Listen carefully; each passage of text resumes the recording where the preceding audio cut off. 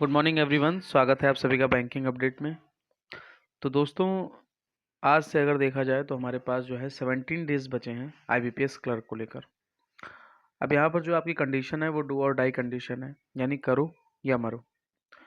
क्योंकि आप एक चीज़ ये जान लो, जब आईबीपीएस की पहली नोटिफिकेशन निकली थी, यहाँ पर मैं उन कैंडिडेट के बारे में बात करूँगा जिन्होंने आईबीपीएस सप्लीमेंट्री नोटिफिकेशन के पहले वाली जो नोटिफिकेशन थी और उसमें एग्ज़ाम दिया था, चाहे वो आरआरबी पीओ का हो, चाहे वो क्लर्क का हो, चाहे वो आईबीपीएस पीओ का हो।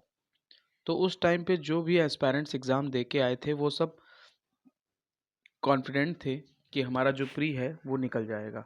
लेकिन फिर आईबीपीएस ने सप्लीमेंट्री नोटिस निकाली और उसके बाद सप्लीमेंट्री नोटिफिकेशन के द्वारा उसने फिर से री एग्जामिनेशन कराने की प्रोसेस को आईबीपीएस पीओ आरआरबी पीओ और क्लर्क के लिए मतलब प्रिपेयर कंडक्ट कराने के लिए सोचा।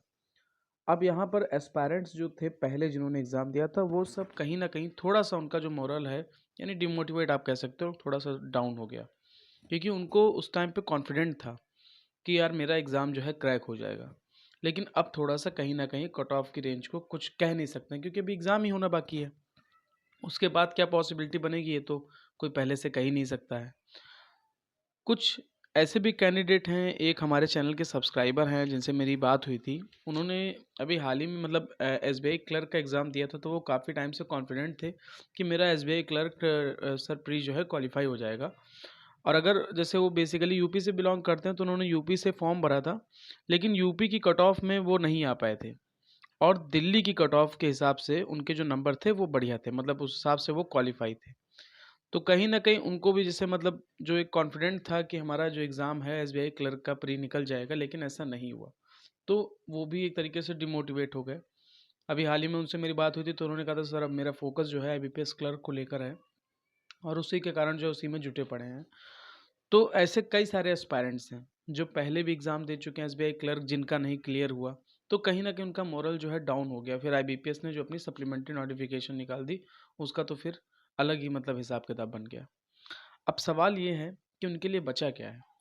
तो उनके लिए देखिए एक नई अपॉर्च्युनिटी तो आ गई है एसबीआई पीओ, लेकिन मैं यहाँ पर उसकी बात नहीं करने वाला हूँ। तो यहाँ पर मैं अपनी पुरानी चीज़ यानी आईबीपीएस क्लर्क ही है। लोगों का क्या है? IBPS clerk.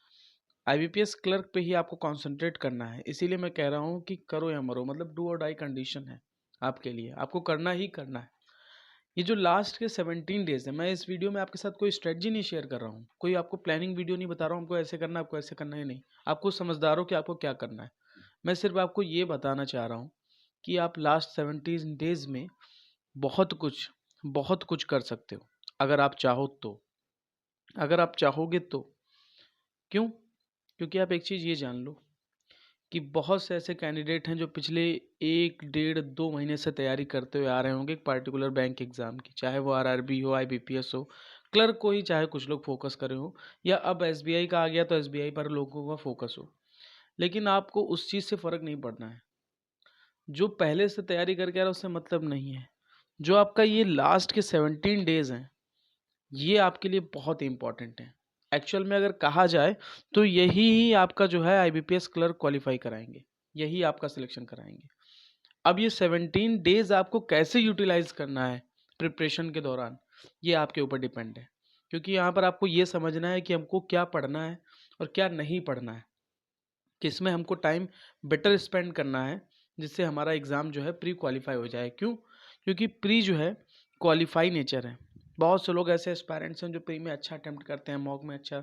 दूसरे लोग देख लेते हैं कि अरे यार इसके तो 90 आ रहे हैं, हमारे तो 75 पे ही हम अटके पड़े हैं, तो हम तो यहीं से ही डाउन हो गए। ऐसा कुछ नहीं है। ये भी क्वालिफ़ाई करेंगे और आप भी क्वालिफ़ाई करोगे, ये ध्यान रखना। ये भी क्वालिफ़ाई करेंगे, आप भी क्वालिफ़ाई करोगे, नंबर नहीं इंक्लूड होगा प्री का। इसीलिए सिर्फ आप ये पर्पस इस चीज़ को ध्यान में रखते हुए चलो कि प्री क्वालिफाई करना है, युद्ध नहीं लड़ना है। अगर आपको ज़्यादा ही अच्छे नंबर लाने हैं तो आप मेंस में लेके आओ, बहुत बढ़िया, वो आपका इंक्लूड होगा, आने वाली फाइनल मेरिट लिस्ट में आपका इंक्लूड होगा। प्री से कोई मतलब नहीं है, just a qualify nature.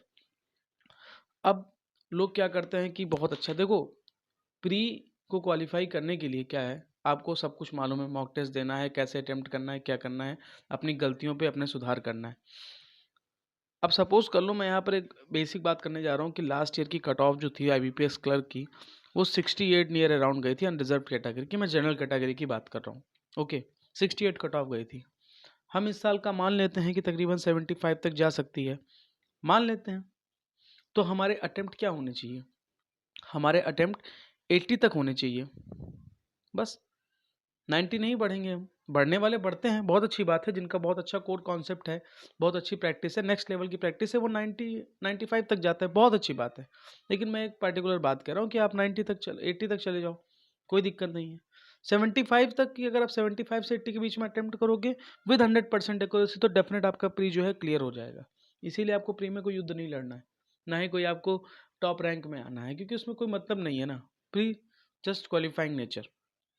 Okay, तो ये जो लास्ट के 17 डेज हैं, ये आपको कैसे यूटिलाइज करने हैं, इसमें आप बहुत कुछ कर सकते हो। लास्ट 17 डेज में आप बहुत कुछ कर सकते हो, क्योंकि यही आपके लिए बहुत ही इम्पॉर्टेंट है। लोग पिछले 1 से 1.5 महीने 2 महीने पहले क्या कर रहे हैं उससे कोई मतलब नहीं है। लास्ट 17 डेज वाले भी बहुत कुछ कर ले जाते हैं। अगर आप तैयारी अच्छे से अगर आप टाइम को यूटिलाइज करते हो, तो आप डेफिनेट IBPS क्लर्क में जो है सिलेक्शन लेके जाओगे। बस मेरा यही एक वीडियो बनाने का मेन मोटिव था। आप सबको उम्मीद करता हूँ कि बात समझ में आई होगी। एग्ज़ाम है, अच्छा एग्ज़ाम है। SBI PO के लिए भी बात करेंगे बाद में, लेकिन IBPS क्लर्क पे ही फोकस है। जम के लग लो, मेहनत करो, हार्ड वर्क करो और अच्छे से एग्ज़ाम निकाल के क्वालिफाई करके एक जॉब लेके जाओ IBPS क्लर्क की। ओके फ्रेंड्स, किसी भी प्रकार की क्वेरी है तो आप हमें टेलीग्राम पे बताइएगा। चैनल पर अगर आप नए हैं तो चैनल को सब्सक्राइब ज़रूर कर लीजिएगा। और अगर आप फ्री स्टडी मटेरियल लेना चाहते हैं तो आप टेलीग्राम पे जाके हमको फॉलो कर सकते हैं, वहाँ से आप जो फ्री स्टडी मटेरियल है प्राप्त कर सकते हैं। तो मिलते हैं नेक्स्ट वीडियो में। प्रिपरेशन को अच्छे से करते रहिए। Thank you. Have a nice day.